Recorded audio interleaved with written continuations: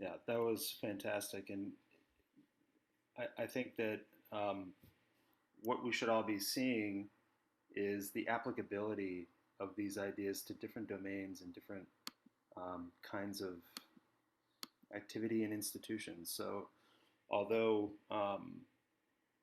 the direct focus of possibility development has been for youth development, there's no reason why this can't be applied across the lifespan and in different institutions. And I think there's a huge potential, as Flavio said, for application of a possibility mindset in the corporate world and in business. Um, Now, my presentation here, um, it might not seem similar, but there is something similar here to discuss. And I think that latter part of Flavio's presentation really drew a line under it, which is that when people feel like they belong to a group, that it has some kind of emotional, psychological, cognitive benefit. And we still are learning about this. This is an active area of research. Um, and so I have a term for it that I came up with a few years ago, and I'm going to walk through this presentation to talk about that term and to talk about how um, my research sort of illustrates it, and then I'm going to end up with wrap up with some themes to think about and discuss. So the term is cultural mutuality, and I'll give a definition of it in a second, but the title of this is The Role of Cultural Mutuality in Possibility Development. Now, at the time when I did my research in the early 2000s, late 2000s, I hadn't heard of the term possibility development. And so I came to Penn in 2012. And after that, after meeting Mike, I started to incorporate the idea into my work. So, what is cultural mutuality? So, here's how I define it, and this is in the 2018 volume. But cultural mutuality is a belonging based reciprocity specific to any social group. This increases in group opportunities for acquiring and exchanging social, cultural, and economic capital. Now, like I said, doesn't it sound familiar from what Flavio just said about hiring from within? He talked about something very compelling, which is motivation. And just because it's the business world, it's human beings. So we're talking about people. And we're talking about this idea that it's related to learned helplessness. That if you don't feel like you have a chance, it's not going to be motivating. Now, that could be a perception, but if you feel like you have a chance and that you have supports around you, that is motivating. So, just a couple of ancillary points. Cultural mutuality is especially helpful for individuals in the group to which they belong if that group has more capital in one or many forms. So, some kind of social capital, political capital, economic capital. Now, we can talk about capital theory. Capital is kind of an academic term-ish for power, but it's a little more interesting than that, but that's a quick way to gloss it. Then another thing, in a neoliberal economy, one can speculate that cultural mutuality's importance increases. So let's go back to the example that Flavio gave us. So neoliberal meaning free market, um, a kind of concentrated version of a free market ideology or free market economy. So if everyone's kind of out for themselves, so to speak, and it's individualistic, then it follows that cultural mutuality might have more importance. But again, this is just a speculation. We could do some research on that.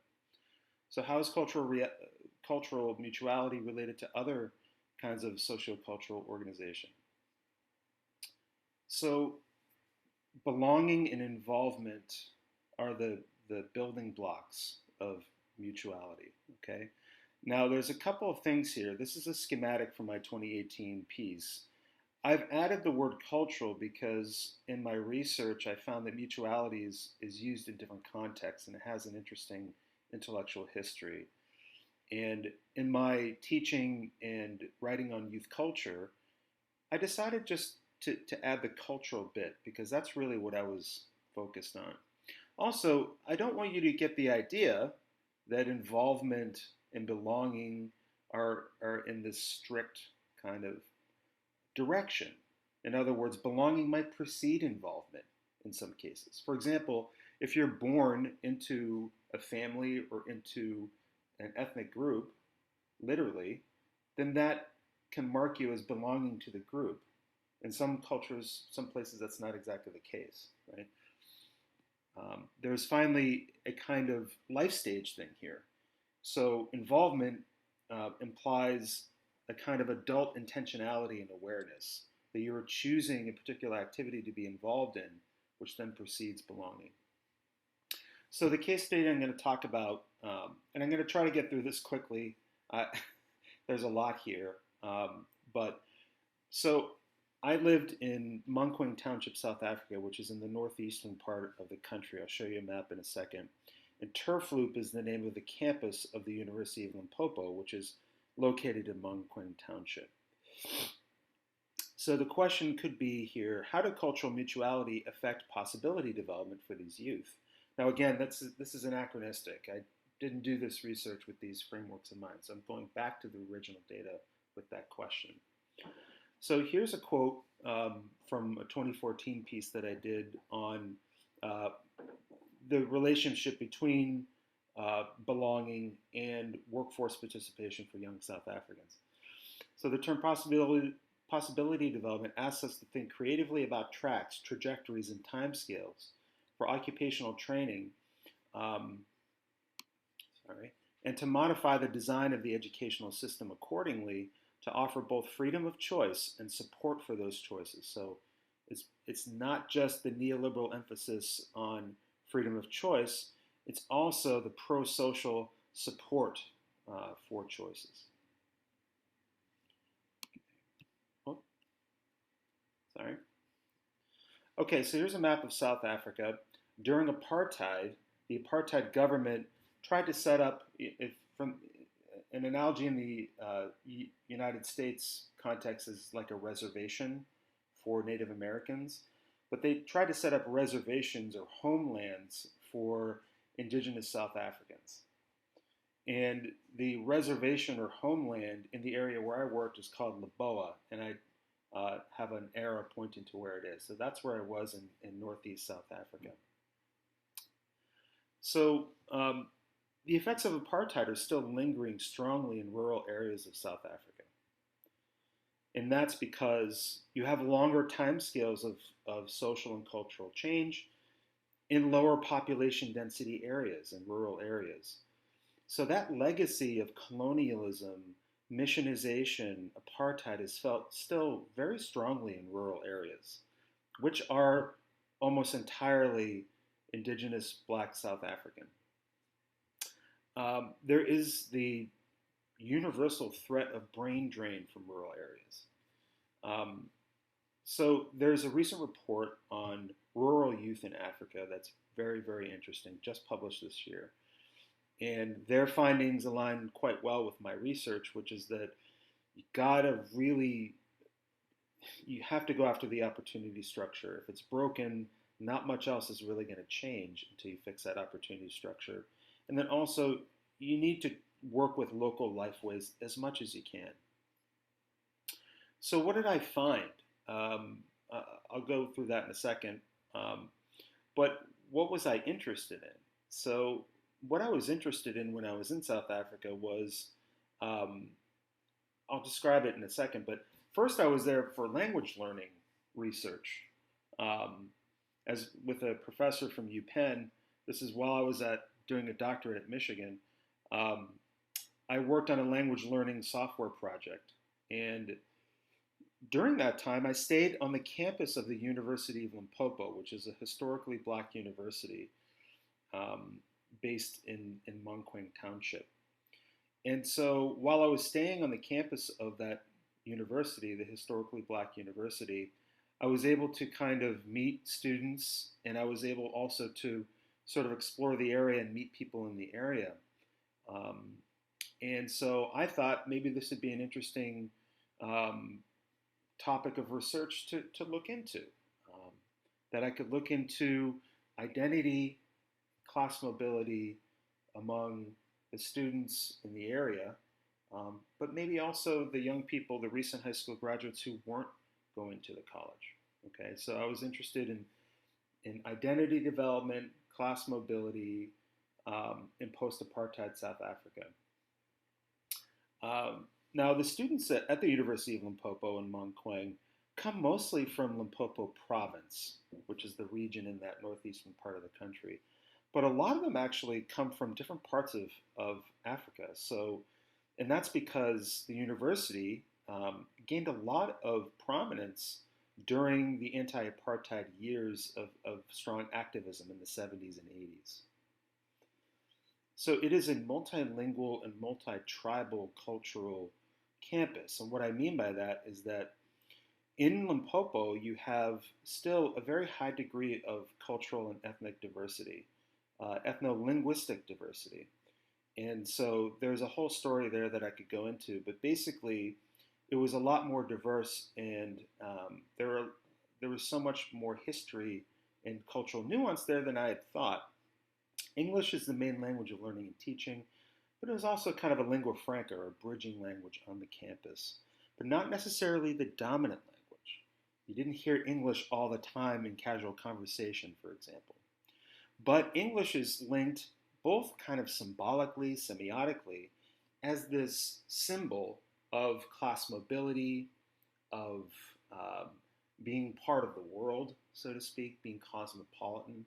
But it was also practical. You needed to know English in order to get a job. So English had this powerful kind of dual role, symbolic and practical. Cool. I already went through this a little bit. So for the 2018 work that I did for Mike's book, what is the role, if any, of Mike and Andy? What is the role, if any, of cultural mutuality in possibility development? It actually started as a more general question of culture and possibility development, and then the more I got into it, I developed this idea of cultural mutuality. Okay. All right. So what did I find? I found a number of things. So one thing that I really was pretty blown away by was the fact that the students at the University of Limpopo that came from the rural areas were not ready to just simply throw away their roots, so to speak, or what I phrased it as a sense of African group belonging. Um, Now, why would I think that in the first place? Well, it's this idea in your head that if you're going to a university, you're getting a qualification to move to the big city and get a job in a professional sphere and join the middle class. And so along with that, in my mind was, well, you're just going to kind of give up your, your local life ways, including language, and that you're just going to be happy with speaking English, working in Johannesburg, that kind of thing.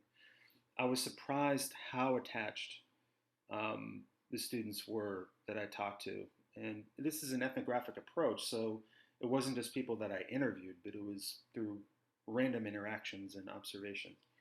Um, I also found that some tribal identification was a lot stronger than others, and that was very, very interesting.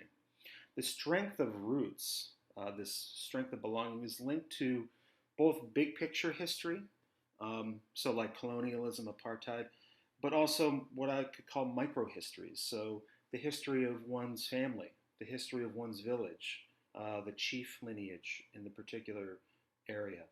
Um, so that was also a major finding.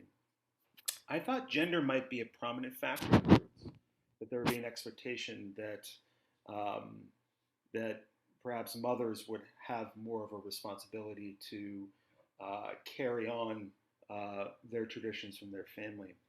But actually, in this part of South Africa at least, um, you could almost call it a father tongue. And many times it's called a mother tongue, the first language. But actually, traditionally, the child takes the language of the father and not the mother. And so there was maybe that is a factor in why there wasn't a strong gender effect. also perhaps I think the effect of wanting to have class mobility, I think it kind of washed out a little bit of any kind of difference in gender. What else? I really saw a strong effect of using mobile technologies. I thought that that was going to really help boost language maintenance and revitalization. I also really saw a need for government to boost provincial economic and education development, to provide options for rural youth. So there should be more investment, not less, in historically black colleges and universities like University of Limpopo, or future further education and training of FET colleges, um, or to really focus on providing first language instruction at an early age and then to add English along the way. Okay, so where's the culture part of it come in? Well, um, I think probably looks like I'm running out of time here. I didn't pace myself well, maybe, but it's okay. We'll get through this. So, house music is very important, and the reason why it was important is because it was a form of music that became very popular in the post-apartheid era, starting in the early 90s. Now, to me, this is really interesting because um, part of my youth subculture when I was young, my teens and 20s, I was part of DJ culture, collecting records, electronic music. And so house music to me was just something that it was like a subcultural thing in the US and maybe Europe. So it was super fascinating for me to learn that house was really big in South Africa. And that was a really important way for me to personally connect with the students at the university and the youth in the area. I remember getting to South Africa for the first time in 2005 and thinking, wow, I picked a great place to do research because house music is really big here. Um, so the cultural meaning of house in South Africa is that it was construed as an African genre. In other words, it was also strange that as a white guy that I was interested in house music because it was perceived as a black or African, the terms are used interchangeably in South Africa, um, kind of music. And so that was also very interesting. Okay, so what's the big deal about house? It provided a form of cultural mutuality, a pan-South African black identity that was largely, though not entirely, cross-class. So let me just kind of highlight this point before I wrap up. I'm going to skip ahead. So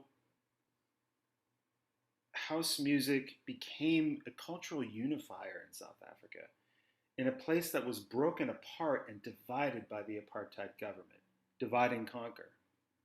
So house music was sort of the soundtrack of this idea of the new South Africa, of being proudly South African, of not emphasizing cultural distinctiveness, but actually thinking of South Africa as a kind of nation in itself that comprised or included different ethnicities. Okay, so takeaways and questions. I'm just going to kind of run through this. The new president of South Africa, very much Cyril Ramaphosa, is very similar to earlier presidents of South Africa. So from 1994, Nelson Mandela, then Thabo Mbeki, they were kind of strong neoliberal leaders. In other words, they were very much in favor of bringing a strong market approach to culture and economics and society.